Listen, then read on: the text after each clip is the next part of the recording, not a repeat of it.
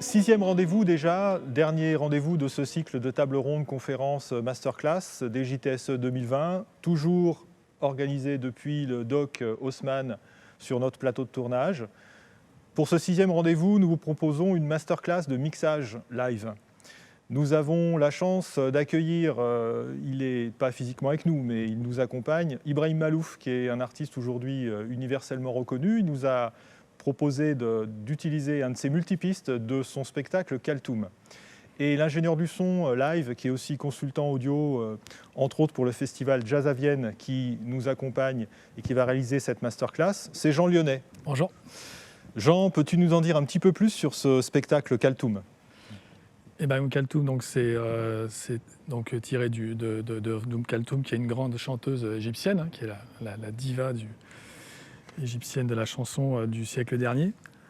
Et donc Ibrahim a arrangé en fait cette œuvre pour pouvoir la jouer en quintette avec notamment deux cuivres. Donc c'est un arrangement, on va dire, de la voix Kaltoum pour que ça puisse être joué avec une trompette et un sax. Alors en termes de disposition des musiciens sur scène, comment ça se passait ? C'est dans quel esprit ? Donc là, c'est dans un esprit très jazz. C'est un quintet de jazz, donc qui va jouer très, très serré. Ce qui aura comme implication pour nous au niveau du son une reprise quand même assez importante dans les micros, parce qu'on va faire quand même une prise un peu large, un peu ouverte. Il faudra que ce soit consensuel entre la proximité et la largeur de la prise pour qu'on ait un rendu des timbres qui soit sympa. Et est-ce que Ibrahim a des choix quant oui, au son ? Qu'est-ce qu'il te demande ? Qu'est-ce qu'il a ? Donc Ibrahim, ce qu'il me demande, c'est que c'est un concert jazz acoustique, mais il demande que ce soit un jazz amplifié, c'est-à-dire qu'il veut vraiment qu'on ait la sensation de son dans la salle via les enceintes, quoi. On ne fait pas un petit renforcement de son de ce qu'on pourrait un peu moins entendre. On est vraiment dans un jazz dynamique qui va être amplifié et donc il faut que le public reçoive le signal amplifié par les enceintes. Il ne faut pas qu'il reçoive qu'un son acoustique de scène. C'est vraiment une exigence d'Ibrahim.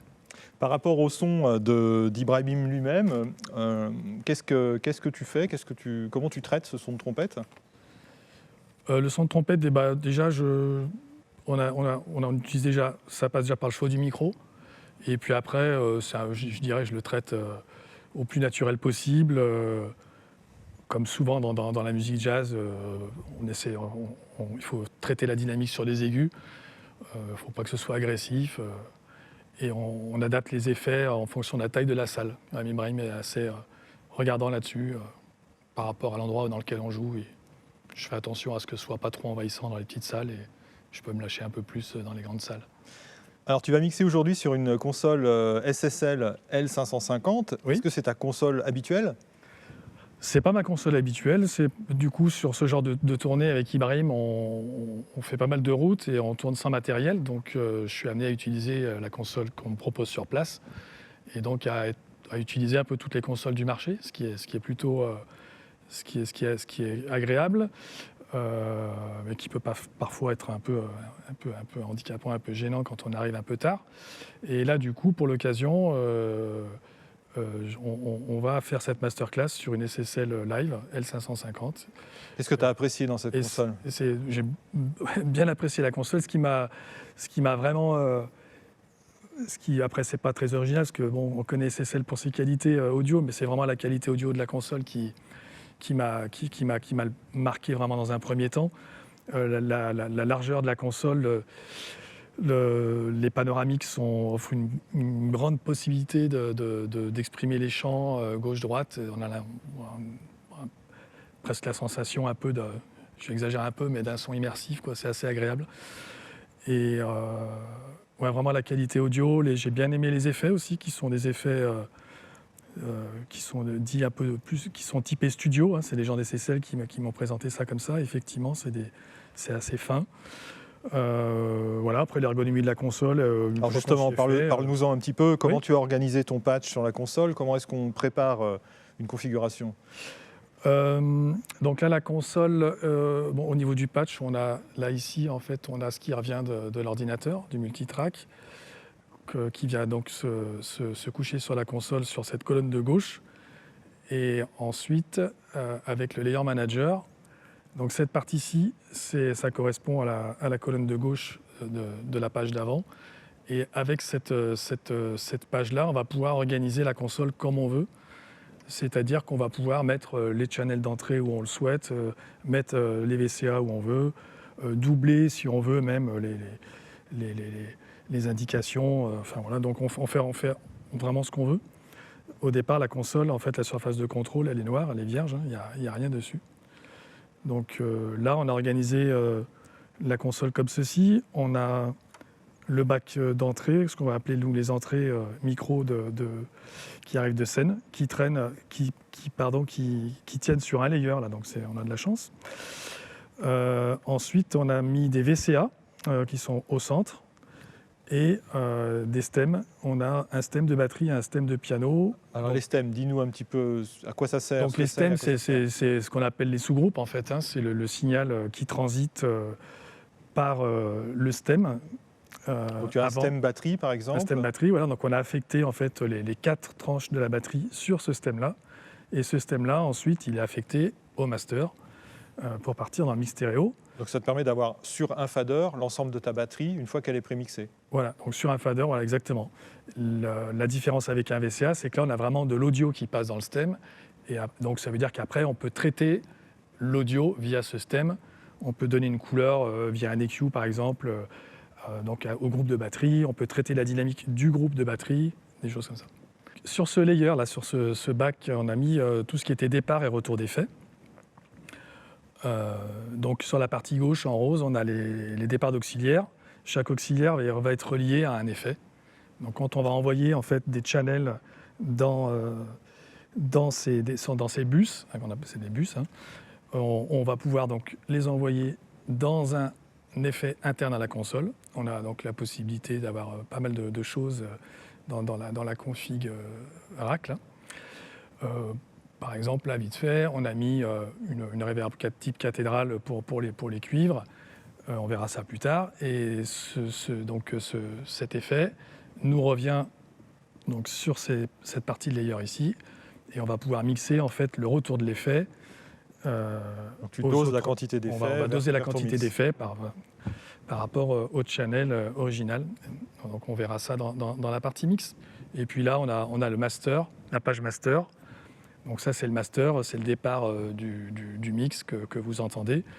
Et là, j'ai remis mes deux stems à côté du master, puisque comme je vous l'ai dit, hein, on peut organiser la console comme on veut, on peut même doubler les informations si on veut, quoi. Ce que je te propose, Jean, maintenant, c'est d'écouter du son. On est venu pour ça. Oui. On va commencer avec la batterie, si ça te va. D'accord.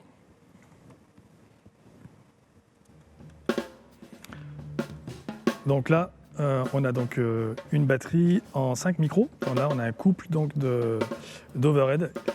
Des micros overhead, ils sont placés derrière le batteur, assez haut. Donc ils prennent très large sur la batterie. Donc là, on entend qu'il y a un peu tout dedans. Hein.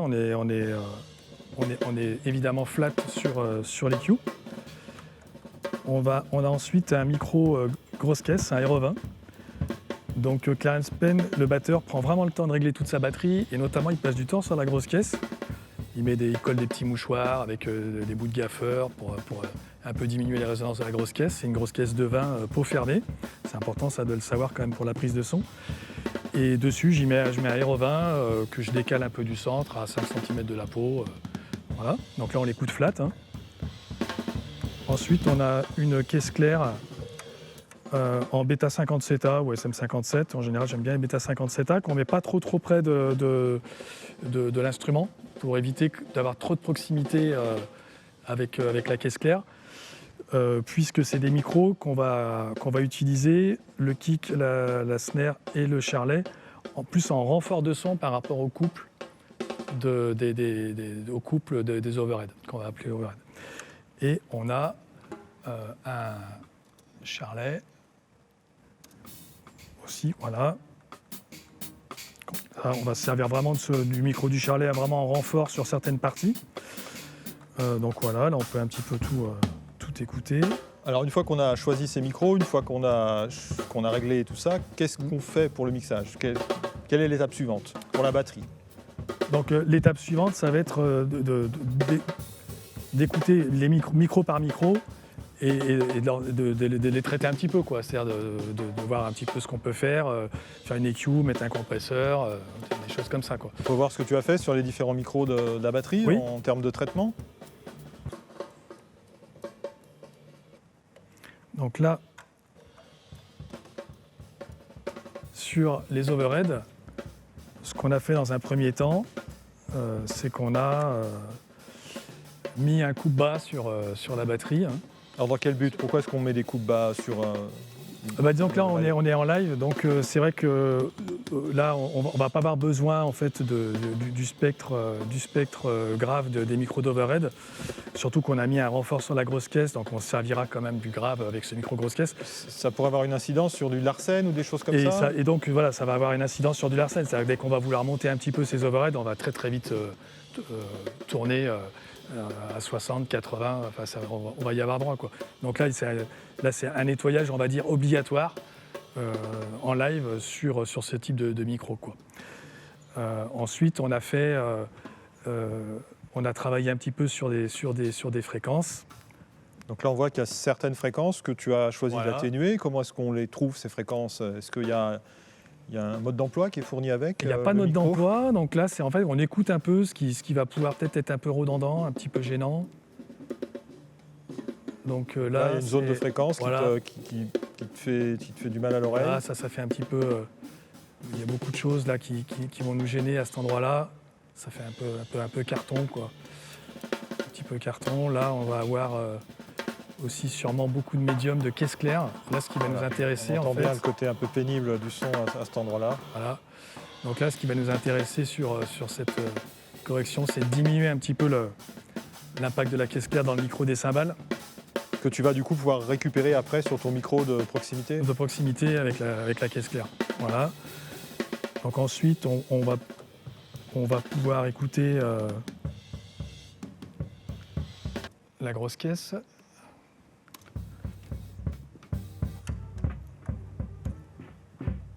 Donc là, sur à la grosse l'inverse, caisse, tu vas atténuer les hautes fréquences. Voilà, les hautes fréquences, parce que bon, c'est pas vraiment utile d'avoir des cymbales qui reviennent dans ce micro-là. Et là, on va faire aussi quand même pas mal de... On va nettoyer un peu, en fait, tout simplement. On entend bien cette résonance-là. Donc tu viens chercher les résonances vraiment gênantes de la grosse caisse que tu viens notcher.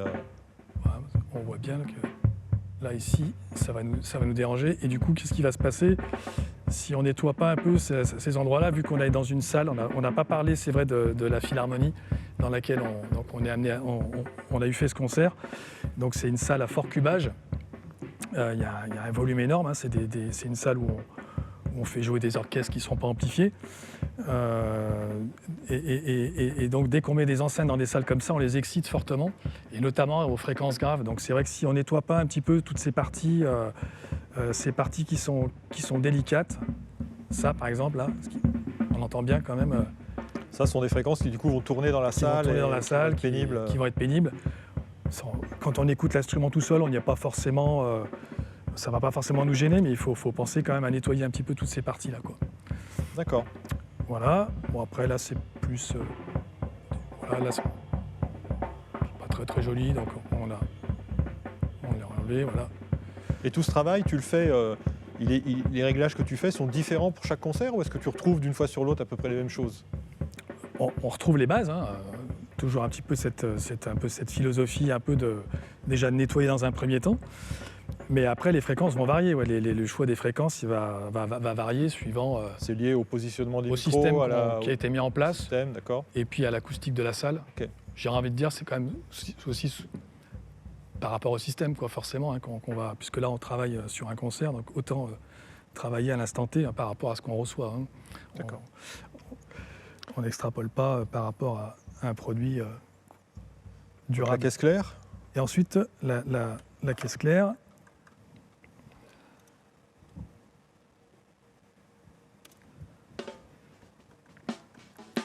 Donc là, la caisse claire, pareil, hein, on va mettre un coup bas parce que... Ah, pour le coup, tu as coupé le bas et le haut. Le bas et le haut, ouais, donc à 80, et j'ai enlevé un petit peu de haut. Toujours par rapport au charlet cymbale, vu qu'on a éloigné un petit peu le micro quand même, et que le charlet n'est pas bien loin, pour éviter d'avoir un petit peu trop de repis à ces fréquences un peu hautes là. Et après, voilà, cette espèce toujours pareil un petit peu, là on a beaucoup de matière là. Donc ça, moi j'aime bien y enlever un petit peu. Pareil pour ce genre de choses là. Ouais, on entend, c'est pénible. Voilà. Et puis après, là là c'était histoire de prendre un petit peu de clarté sur cette caisse claire. Le charlet, bon pareil, hein, le charlet, on fait un gros coup de bas jusqu'à 300 j'imagine, voilà à peu près. Pardon. Et puis après, donc là ces fréquences-là qu'on a enlevées, là c'est pareil, c'est pour... voilà, on a beaucoup de caisse claire dedans, donc voilà, c'est pareil, toujours un petit peu dans ce souci là de pouvoir mixer après quand même un petit peu les sources, comme on veut. Ça c'est des petites choses qui titillent un petit peu l'oreille, donc là je fais plus un notch, là c'est plus large. Et là, donc, tu as fait tes EQ. Oui. Est-ce que tu te préoccupes des polarités, des choses comme ça entre Alors, les donc, différents... une fois qu'on a fait un petit peu ce nettoyage chez EQ, on va pouvoir donc, effectivement se pencher un peu sur les phases. Donc là, bon, on a un micro sur la grosse caisse. Donc on n'aura pas à traiter les problèmes de phase quand on a deux micros sur des kicks dans des formations plus rock. Là, ce qui va nous intéresser, c'est vraiment d'aligner ces trois micros avec les overheads. Donc du coup, je vais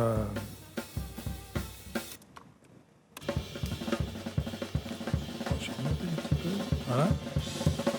Donc là, on va déjà quand même le plus facile, c'est de traiter la caisse claire et les overheads. Donc là, on est droit en polarité sur les overheads. Et là, j'inverse la polarité des overheads. Donc on sent qu'on retrouve de la matière qu'on avait perdue complètement. Là, voilà. Là, manifestement, les deux étaient en opposition de phase quasiment. Complètement. Donc ça vient vraiment de la position Là, ça vient vraiment de la position des micros des overheads. C'est-à-dire que vu qu'on a pris beaucoup d'air, qu'on est assez haut, on est vraiment loin de la source, c'est pour ça qu'on a une oppo de phase assez franche, quoi. Là, on retrouve vraiment du timbre sur la caisse claire, hein, c'est vraiment flagrant. Alors, écoutez, là, il n'y a pas photo. Oui, c'est le jour et la nuit. Ouais. Voilà. Après, voilà, il y a des compresseurs en fait hein, sur tout ce qu'on vient de voir. Toi, tu aimes bien compresser, hein, d'après ce que j'ai compris, tu compresses plus ou moins chaque canal. Je compresse un petit peu, je traite en dynamique un petit peu tous les canaux. Ouais. Alors, dans quel but? Pourquoi tenir un peu la dynamique du groupe. Là, on est sur une musique très dynamique, un jazz très, très, très dynamique, il y a des grosses variations. Donc, c'est bien de tenir un peu tout ça quand même déjà à la source. Même si après, comme on l'a vu, on pourra le faire sur les stems. Donc après, bon, c'est des compressions un peu classiques, hein, c'est des attaques un peu larges sur le kick, hein, pour laisser passer un peu le grave, avec un temps de maintien à 200 millisecondes, c'est quelque chose d'assez classique. Et sur des overheads et des charlets, par exemple, on va avoir des temps d'attaque qui vont être plus courts pour pouvoir... traiter les transitoires, les transitoires et tout ça. Traiter la compression là plus rapidement. Ouais, en termes de panoramique, tu peux nous dire ce que tu fais sur une batterie comme ça avec, alors là, sur une batterie, il n'y a vraiment rien de sorcier. Les overheads, elles sont ouvertes en panoramique gauche-droite. Même en live, tu mets les overheads vraiment gauche-droite. Ouais, sur les overheads, ouais. Elles sont donc à 100% ouvertes. Sur le charlet, on a un petit peu décalé sur la droite et le reste est droit. D'accord. Le charlet, donc tu as choisi de t'aligner à la position physique de ton charlet sur scène ou... Par rapport aux auditeurs. Voilà, ouais. D'accord. Je me base toujours par rapport à l'auditeur. Ouais. On peut passer à la contrebasse. On va passer à la contrebasse. Donc là, je vois que tu as 2 micros. Contrebasse, donc on a trouvé un endroit magnifique à 1h02. Je vois que tu as 2 micros. Oui. Donc on a la DI de la contrebasse. Donc la contrebasse, on ne l'a pas avec nous non plus. Hein. Donc du coup, c'est des contrebasses de location sur lesquelles sont installées des cellules. Donc, et lui, par contre, lui, il a un petit préampli.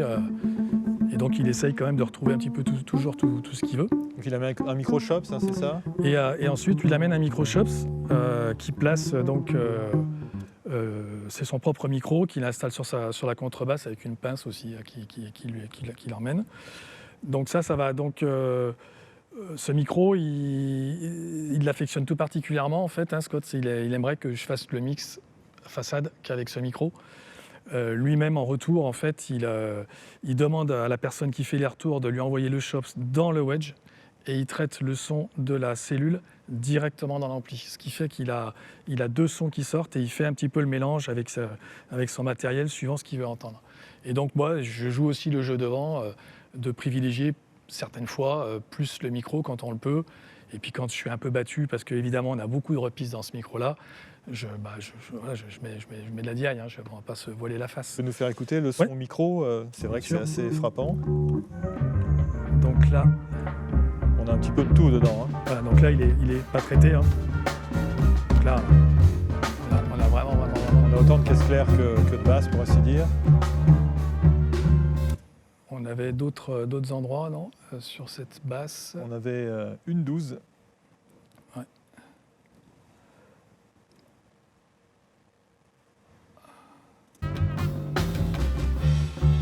Donc là, on a vraiment toute la batterie, même des cuirs, enfin bon, c'est assez compliqué. Donc ça va venir quand même nous embêter pas mal hein, en termes de repiste.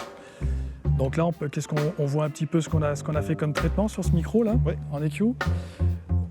Donc là, on est venu vraiment mettre quand même un coupe haut assez drastique. Mais, donc là, tu élimines un peu toutes les cymbales, voilà. toute la partie de la caisse claire.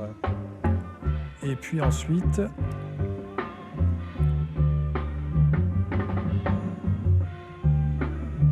on a un petit peu ces choses-là, là toujours, hein, qui... Ça sont des résonances de contrebasse, donc. Voilà, ouais. L'avantage avec cette console, c'est qu'on peut travailler quand même assez fin, quoi. Donc et puis là, après, c'est des petites choses plus pour la couleur. Là, ça va être un espèce de... Voilà, ça, là. Ouais, un petit peu son de canard. Voilà. Donc ça, c'est à proscrire. Voilà. Puis là, on doit avoir un petit kilo, donc quelque chose comme ça. Ouais, 1 kilo, toujours pareil. Voilà. Et donc, quand tu mélanges les 2 micros... Donc, quand on mélange les 2 micros... Donc là, la DI, qu'est-ce qu'on lui a fait ? On a enlevé pas mal d'aigus là, pour éviter un petit peu le son de corde, quoi. Quand on mélange les deux, ça c'est une partie où il faut passer du temps quand même. Donc on peut être amené à inverser la phase du micro par rapport à la DI, mais on peut être aussi amené à mettre plus un délai sur la DI par rapport au micro pour réaligner les deux. Donc ça peut prendre un peu de temps. Souvent, je le fais au casque quand même. Et donc là, on va voir que on actionne le délai sur la DI.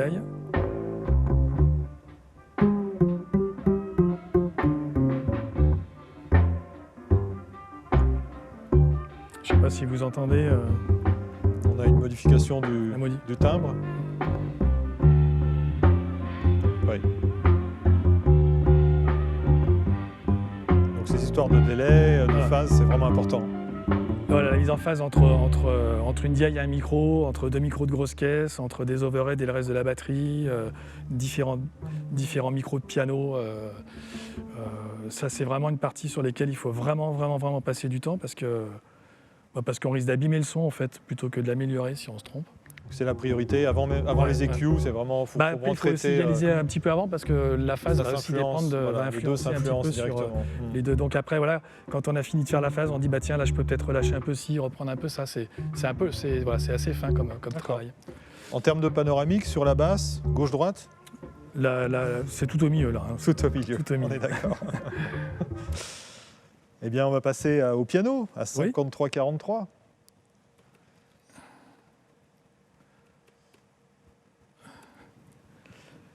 Alors le piano,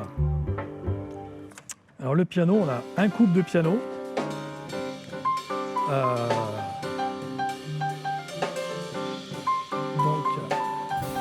Que je vous fais écouter. Donc là, c'est un couple. Donc ça, c'est un couple dans lequel on a beaucoup de batterie.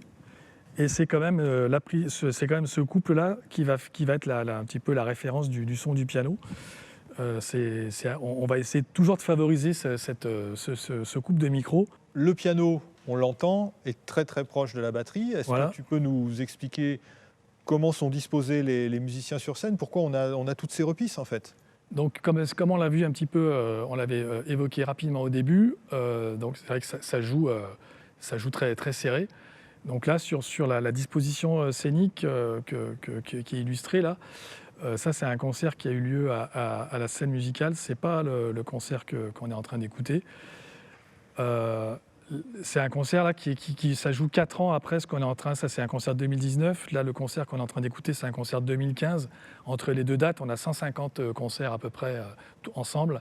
Il y a une connivence entre nous. Il y a une prise de confiance entre les musiciens et son équipe technique, assez réduite en l'occurrence.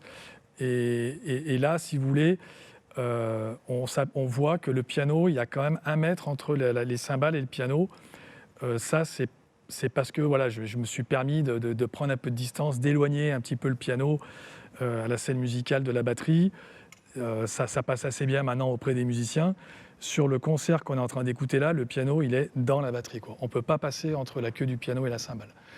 Et voilà, c'est parce que aussi on a appris à se connaître et que voilà, tout le monde est dans le consensuel aussi, hein, on avance ensemble.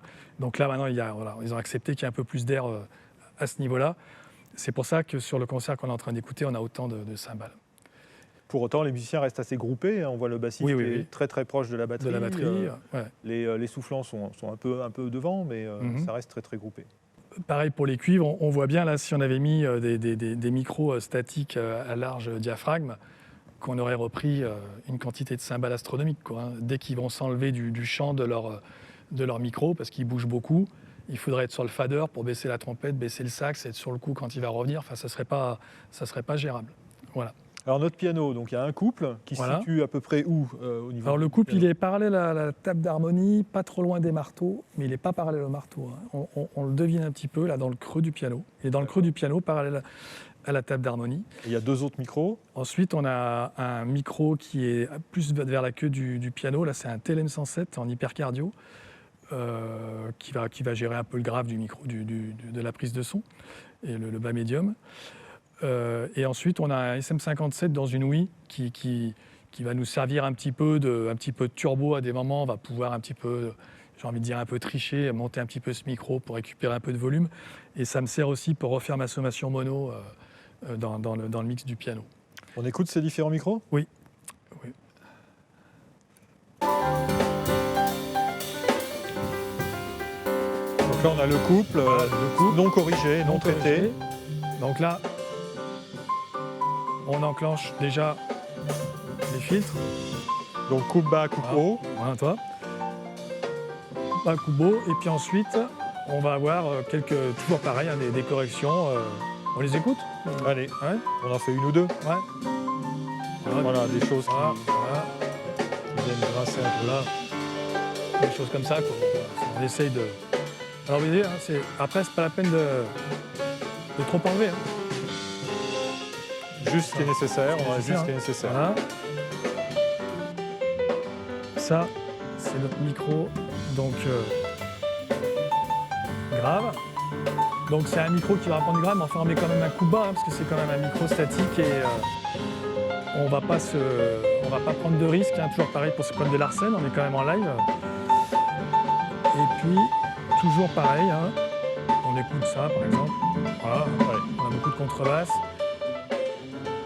Aussi, parce qu'il y a quand même un ampli basse hein, sur scène, donc avec des retours qui envoient de la basse.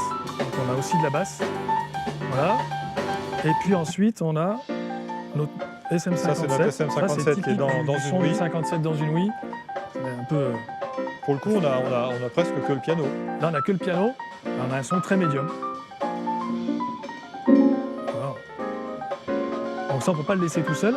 Mais à la fois, on verra qu'il va nous servir pendant le mix pour pouvoir avoir de la présence du piano.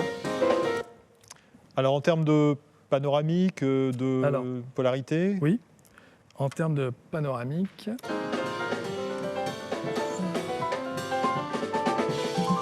le piano, il est...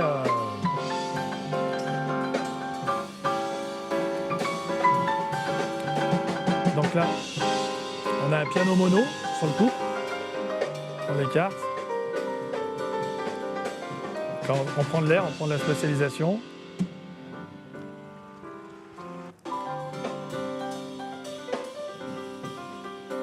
Qu'est-ce qui fait que tu resserres un petit peu sur ce piano? Donc moi j'aime bien le resserrer un petit peu. Ça va dépendre un peu aussi comment a été fait le couple. C'est un couple AB. Après c'est pas ma propre barre de couple. Les micros c'est pas toujours les mêmes, donc il peut y avoir des petites imperfections. Donc c'est vrai qu'après j'aime bien réécouter et puis réajuster un peu. Là je trouve que là comme ça on est pas mal. C'est juste par rapport à, je pense, plus à la manière dont il a été constitué. Et les deux autres micros sont mono? Les micros sont mono, ils sont droits.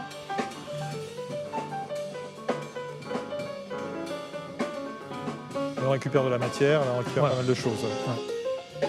D'accord. Allez, on passe au sax? Ouais. Qui est à combien le sax à 8,30? Le sax, il est à 28,25.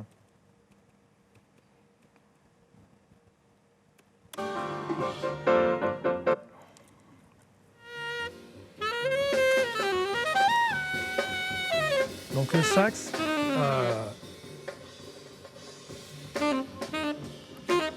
bon là j'ai envie de dire ça va être un petit peu la chasse aux aigus parce que lui il supporte pas ça.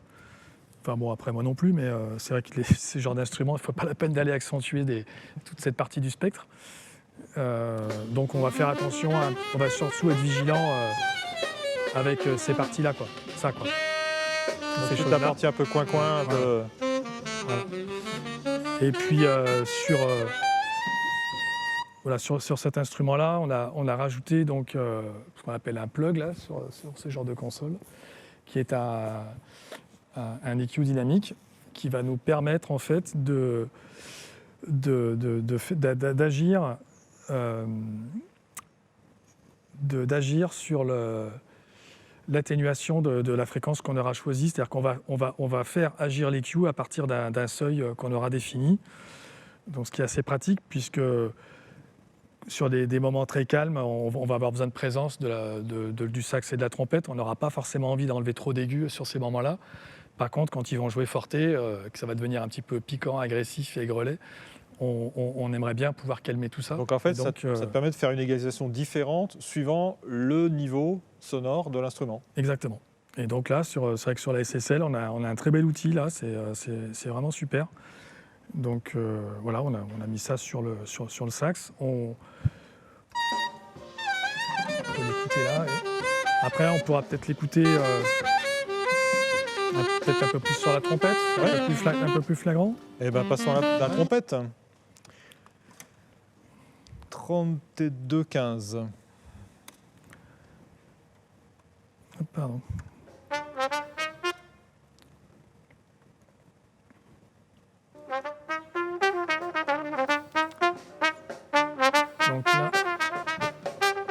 Donc là, sur la trompette, toujours, on met un coup de bas. Hein, coup de bas, c'est quasiment systématique, sauf sur les instruments les plus graves. Les coups de bas, c'est partout, sauf sur les basses, et encore, il faut voir, et les kicks, les claviers, des choses comme ça. Mais bon, là, c'est systématique de partout. Hein. Et les coupes haut, après, pareil, ça dépend. Hein, mais le coup de bas, c'est quand même la première chose à faire quand on s'intéresse à la partie égalisation, quoi.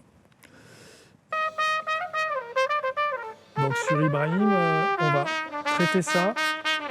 Voilà, toujours pareil. Hein. Cette petite sifflante de trompette, on va dire. Il y a un petit côté médium là. Voilà. Qui est aussi dû au 441, qui est aussi dû au micro. C'est une fréquence qui peut être décalée aussi quand j'utilise des DPA 4099 sur d'autres spectacles. Bon, elle sera un peu plus vers 800. Et puis, là, c'est quelque chose que j'enlève un petit peu là. Sur le sax, on n'a rien enlevé dans le bas. On enlève un petit peu sur la trompette. Et ensuite, on va pouvoir écouter le 1-02-52. Voilà.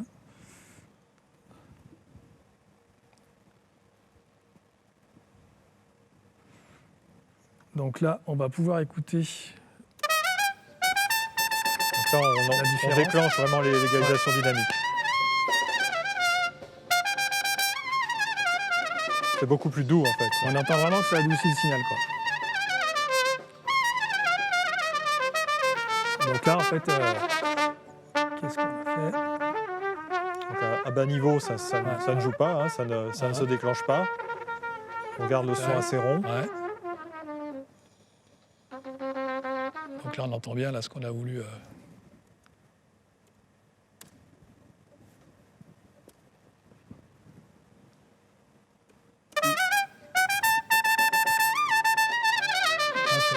C'est la fréquence que tu as vraiment choisi de traiter. Donc on lui choisit ensuite un seuil. Hein. Et à partir du moment où on a choisi le seuil, on lui donne un range d'atténuation. On peut choisir le ratio d'atténuation, le temps d'attaque, le temps de maintien de la compression. Voilà, c'est très complet comme outil. Alors, trompette, trombone, sax, trombone, nous allons y venir. Tu les panoramiques ou pas forcément sur Alors là, ce ils type de sont concert? très très légèrement panoramiqués, parce que c'est quand même 2 leads. Donc, ils sont presque centres en fait. Ils sont presque centres, quoi. Ça va être 5%, quelque chose comme ça. Voilà, c'est ça, quoi. Donc c'est vraiment, voilà, ils sont légèrement ouverts. Mais on va l'entendre, hein. Quand il joue, on entend quand même que la trompette, elle est légèrement à gauche et le sax, il est légèrement à droite. Mais il ne faut vraiment pas trop abuser là, parce qu'ils ne jouent pas toujours ensemble en plus, tout ça. Donc après, ça fait faire des manips, quoi. Il y a un tromboniste aussi invité pour ce concert. Oui. Tu le traites comment? Le trombone, on le traite comme les autres cuivres, pareil. Hein. Bon, là, j'ai mis un coup bas et visiblement, je n'ai pas estimé le besoin de trop faire des cues dessus. Voilà.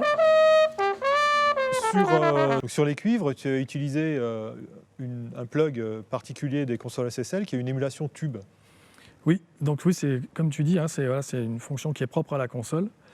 C'est vraiment un émulateur de lampe. Hein. On va pouvoir Alors c'est vrai qu'il y a quand même du niveau qui vient en plus, mais on gagne en précision. On gagne un petit peu dans le bas du spectre. On a un peu plus de chaleur quand même.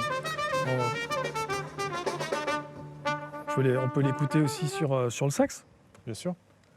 Alors, le sax, il est à 28-25. 28.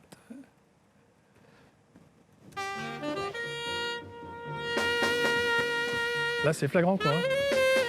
Donc là, c'est avec. Là, c'est avec. Et là, c'est sans. Ça sort l'instrument. Donc là, j'ai trouvé intéressant. Ça ramène vraiment de la matière dans le bas. On a l'impression qu'il y a 2 plans. On a l'impression que ça le ramène au premier plan. Et du coup, c'est intéressant pour la trompette et le sax là, dans cette configuration-là. J'en ai pas mis sur les autres. Hein. Du coup, ça va être, je pense que ça va simplifier un petit peu même le mix, quoi. Et bien, en parlant de mixage, on se lance. Ouais. On va sur le mouvement 2 et puis on se fait une balance de toutes ces entrées. Oui. Donc là, tu commences par le piano. Voilà, on va commencer par le piano. Ouais. Ça te donne une base de mixage où tu équilibres tes trois micros, tes 3 tranches. Là, un petit peu d'overhead. Voilà.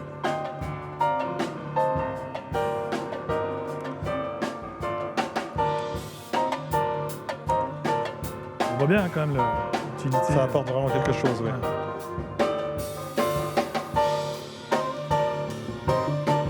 La basse. Donc là, tout seul, c'est pas, Non, pas terrible. c'est pas, non. Pas terrible.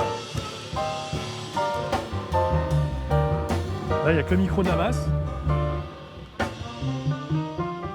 qu'on complète avec sa DI. Donc là, on a une base rythmique. Base rythmique.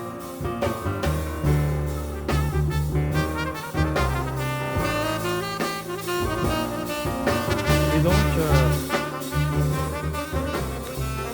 nos deux leads, qu'il ne faudra jamais lâcher en fait. Pendant tout Donc le tu suis concert. en permanence Voilà, les niveaux des leads. Le niveau de tout le monde, mais particulièrement de l'équilibre du sax et de la trompette, qui sont souvent en question-réponse, enfin, qui sont... On a des traitements sur les stems, tes stems de batterie, tes stems Ouais. de piano. Qu'est-ce que tu as Donc, rajouté sur les là-dessus? systèmes de batterie, on a vu tout à l'heure, donc on a, là on a mis le compresseur de bus SSL sur la batterie, qui va nous servir un petit peu à retenir la batterie. C'est un traitement global en fait, C'est un traitement de ton global mixage sur, au stéréo, de ton stéréo. prémix au stéréo. On a la même chose sur le piano. Et sur le piano, en plus, on a rajouté un EQ, donc SSL. Là, j'ai remonté un petit peu, juste pour éclaircir un petit peu le piano dans le haut. J'ai pas eu besoin de faire Ça, c'est plus, quelque chose que tu fais au moment du mixage ou au moment de Ouais, ça, c'est vraiment quelque chose que je fais au niveau du mixage. Tu rajoutes ouais. un peu Vraiment, les stems, je les fais vraiment... bon, là, ils sont enclenchés, mais en fait, je les enclenche quand même plus tard dans la balance. Et voilà. Et puis, je les fais sur des moments, surtout sur les compresseurs, quand même, des moments... Il faut vraiment vérifier les moments fortés, parce qu'on peut se faire quand même vite piéger.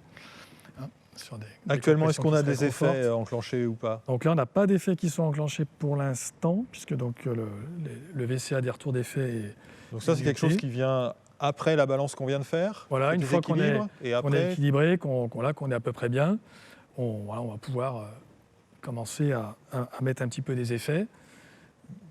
Donc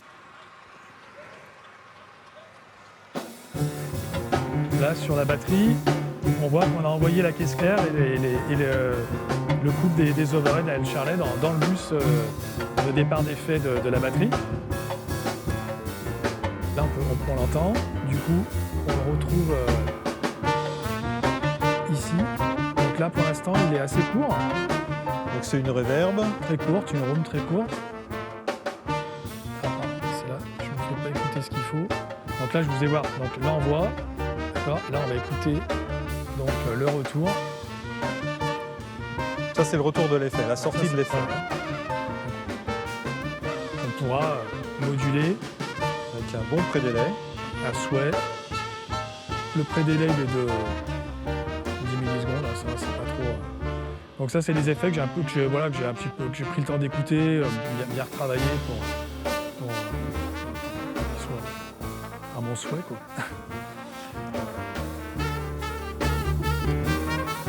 Donc là, si on écoute que Donc là, on ajoute l'effet que sur la batterie. voilà, Oui, on récupère la pièce là, clairement. voilà. Alors comment tu doses le retour d'effet? Alors ça, je le dose vraiment par rapport à la musique, par rapport au tempo de la musique, vraiment à l'orchestration. Là, ça joue c'est assez dynamique, il n'y a pas besoin de trop mouiller, comme on dit, quoi. Pas besoin de trop arroser.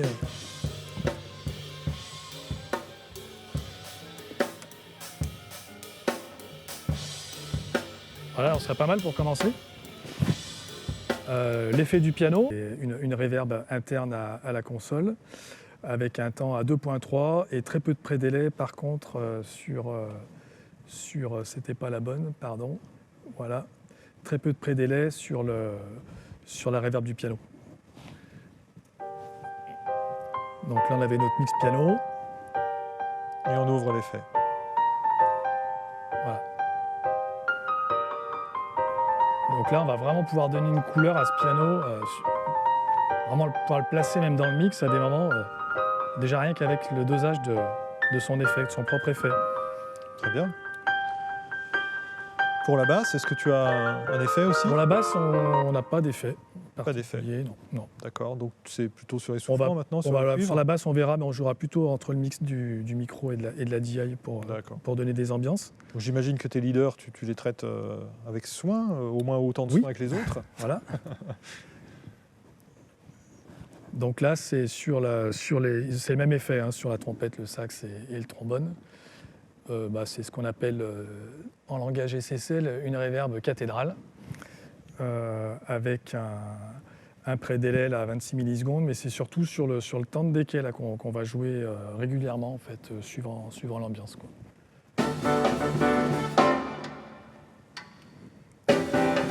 Donc là, on va relâcher notre rythmique.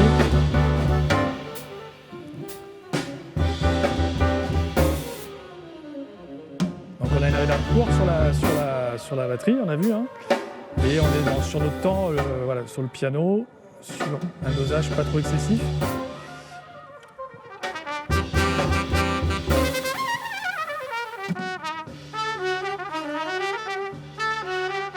Voilà, donc là, on se rend bien compte en effet, et puis on verra qu'on jouera sur les temps. Pour adapter en fait Voilà. l'effet à l'ambiance Voilà. recherchée, on va jouer sur le temps de Sur le temps de réverbération. reverb, donc là, c'est pas ridicule, hein, on est à 3.2. Et donc la même réverb est appliquée aux deux cuivres, Aux deux cuivres, peut-être pas avec la même quantité, mais avec les mêmes paramètres en voilà, tout avec cas. le même paramètre. Au niveau des quantités, ouais. C'est quasiment pareil. Là on a tout, On a tout, on peut tout ouvrir. voilà. Donc on a mis tous nos effets.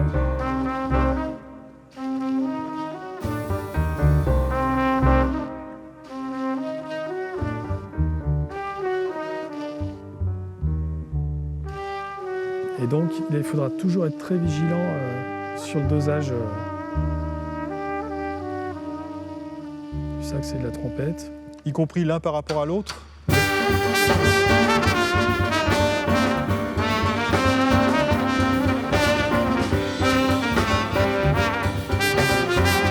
Là, on va pouvoir monter un petit peu de DI de la basse. On va avoir notre 57 là toujours qui nous aide. On est sur des tempos assez rapides. On va prendre un petit peu de grosse caisse.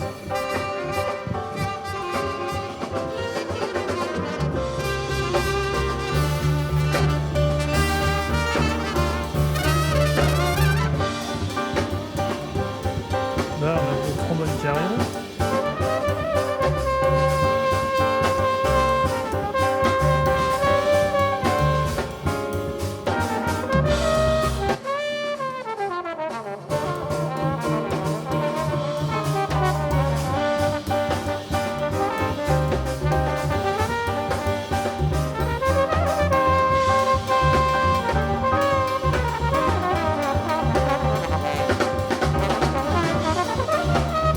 Il a un peu la caisse claire quand même. On a besoin un peu de kick.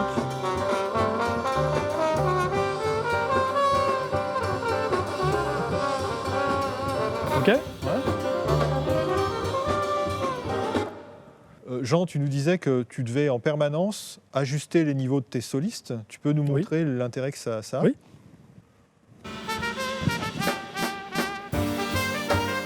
Donc là, on a les deux solistes qui jouent en même temps. Là, on voit bien qu'il faut soutenir le sax.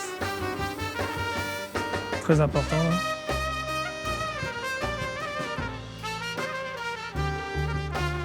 Tout en restant concentré sur le reste de la musique. Là, ça, par exemple, ça c'est voilà, petit phrasé de sax important.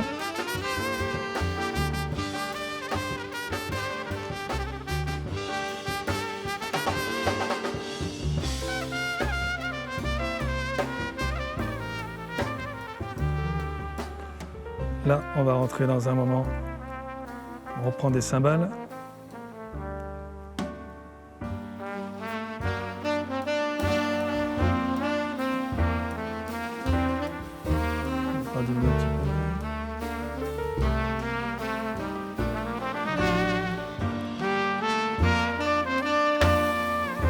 reprend un petit peu de basse là. J'aime bien pousser un tout petit peu la basse et le piano là sur cette partie.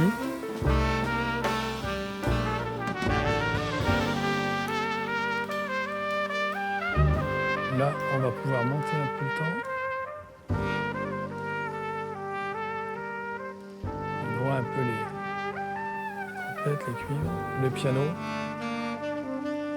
Et plus de reverb sur le piano, voilà.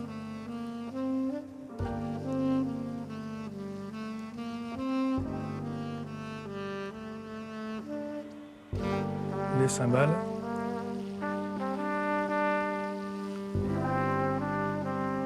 Ah, il y a encore un peu d'effet sur le piano. On peut y aller un peu sur les cuivres. On est passé...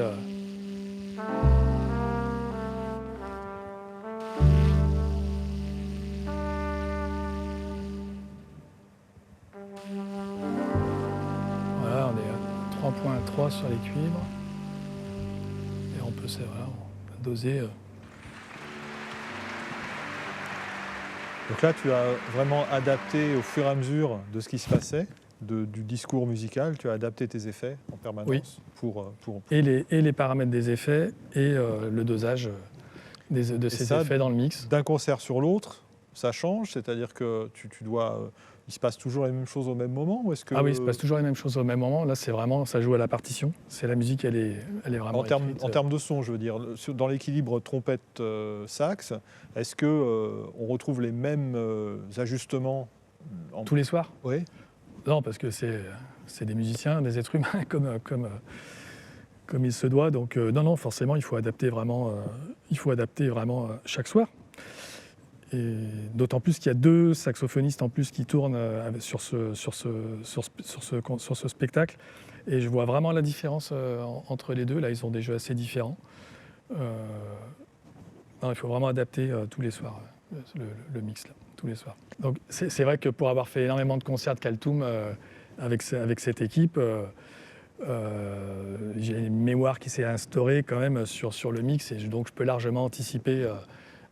toute cette gestuelle et tout ce paramétrage, donc quelques mesures avant que ça arrive, quoi. Donc c'est vrai que c'est assez agréable de pouvoir travailler comme ça. Malgré que l'écriture soit compliquée, que la musique soit complexe, c'est vrai qu'on finit vraiment par enregistrer quand même toute la mélodie, quoi, toute l'œuvre. Et ça, c'est... Puis en plus, j'aime particulièrement... ce set-là, donc voilà, c'est toujours avec une grande attention et un grand plaisir que je vais aller faire toute cette petite cuisine. Donc là, on est calé sur le fin du titre qu'on vient d'entendre avec beaucoup d'effets sur le piano, beaucoup d'effets sur les cuivres. Et on peut écouter un morceau aussi assez calme, un peu dans le même état d'esprit, où le pianiste fait des pids sur les cordes du piano. Et là, on va pouvoir... écouter un petit peu les différents micros et baisser un petit peu certains micros dont on se sert comme, j'allais dire, comme turbo quand ça joue très dynamique. Et donc du coup, quand ça joue plus calme, on peut les sous-mixer. Donc on va écouter ça.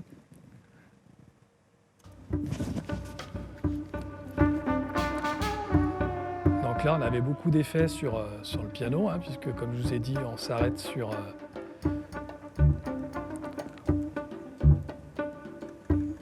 Donc là, je diminue le hall du piano, je le coupe carrément. Donc le hall, c'est le micro, le SM57. Le SM57. La basse, on a beaucoup de présence, donc on peut l'éloigner un peu. En baissant la DI. Que tu baisses, voilà. Manifestement. Voilà.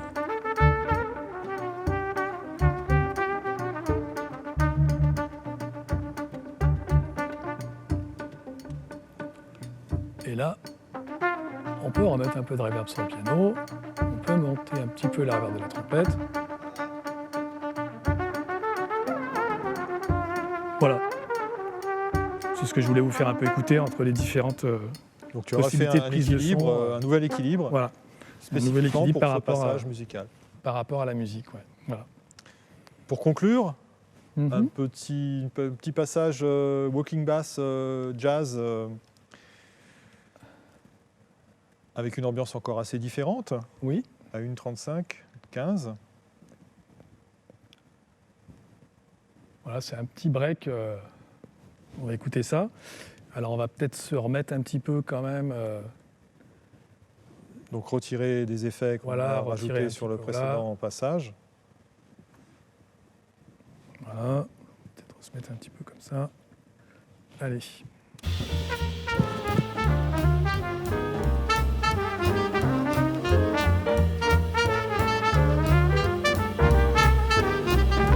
Donc là, la basse, pas besoin d'une trop de DI non plus.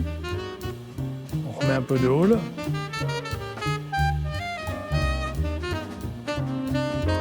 Donc là, au niveau du dosage de l'effet sur le sax, j'ai tout enlevé. Voilà. Là, ça fait vraiment ambiance club, quoi. Là, on a notre ami le trombone. Là, ça fait très, très club de jazz. Hein.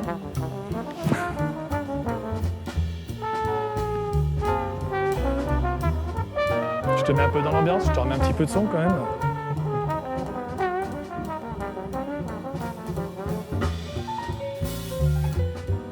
Donc là, on voit qu'on n'a pas besoin de trop... ça se fait un peu tout seul. Hein.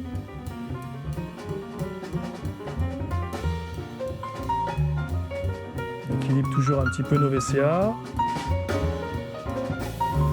Donc c'est vrai que j'en ai pas parlé, mais on a un VCA sur les cuivres.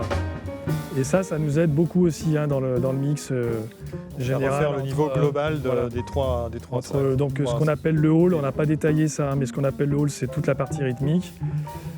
Les deux cuivres, le VCA des effets. Donc on peut facilement déjà refaire des équilibres. Des équilibres entre la rythmique et les cuivres. Je m'en sers beaucoup du VCA que j'appelle Brace. Et voilà. Donc là, on a pas mal d'effets sur la batterie. Hop.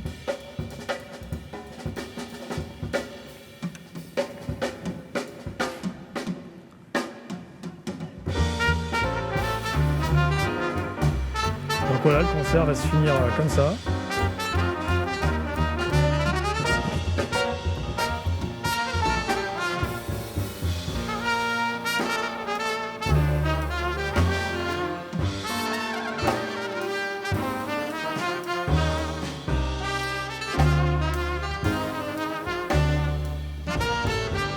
Bon, il manquait un peu de trombone, hein, je ne suis pas toujours attentionné là.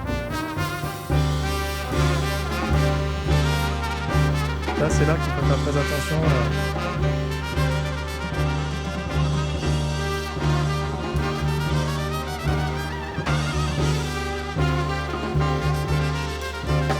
Une grosse caisse, on peut la soutenir un peu là aussi. Hein.